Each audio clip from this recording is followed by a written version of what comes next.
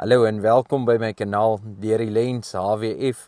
My naam is Herman. Ek is ongelooflik opgewonde om jou saam met my op hierdie reis te kan neem. Op die kanaal deel ek die wêreld deur my lens, of dit nou gaan oor die natuur, mense, stories of avonture wat my inspireer. HWF staan vir Herman Wenda Fourie. Wenda is my vrou wat saam met my al hierdie avonture deel. Dit is al 'n hele paar jaar wat ek dit oorweeg om 'n YouTube kanaal te begin. Maar elke keer is daar iets wat voorval of iets wat maak dat ek nie kan nie of nie wil nie of ek kry koue voete of ek raak bang voor die tyd. En ja, redelik onlangs het 'n vriend my gehelp om alles op te stel en my gewys hoe werk al die goede en so aan. En hier sit ek vandag hier in die veld besig om 'n video te maak. So alles is vir my nuut en vreemd. Niks van my goed is professioneel of geëdit of ek weet nie hoe om te sê nie, al hierdie fancy woorde en dinge wat jy kry. Myne is nie so nie.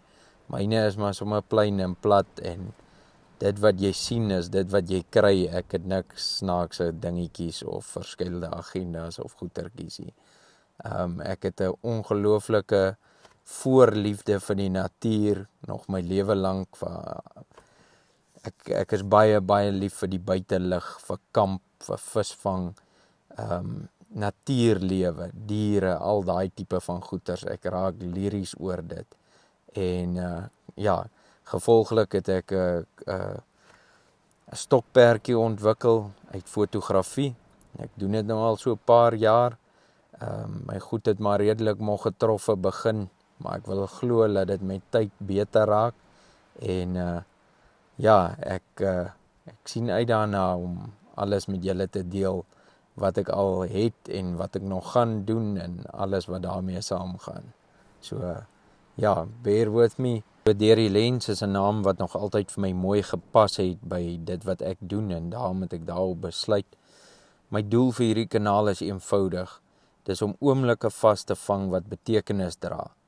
Ek wil nie net mooi beelde wys nie, maar ek wil ook stories vertel wat mense sal raak en tot nadenke stem. So of jy nou hier is vir inspirasie, rustigheid of om iets nuuts te sien, jy is meer as welkom hier. Onthou om in te teken en die klokkie te druk vir kennisgewings en natuurlik om saam te gesels in die kommentare.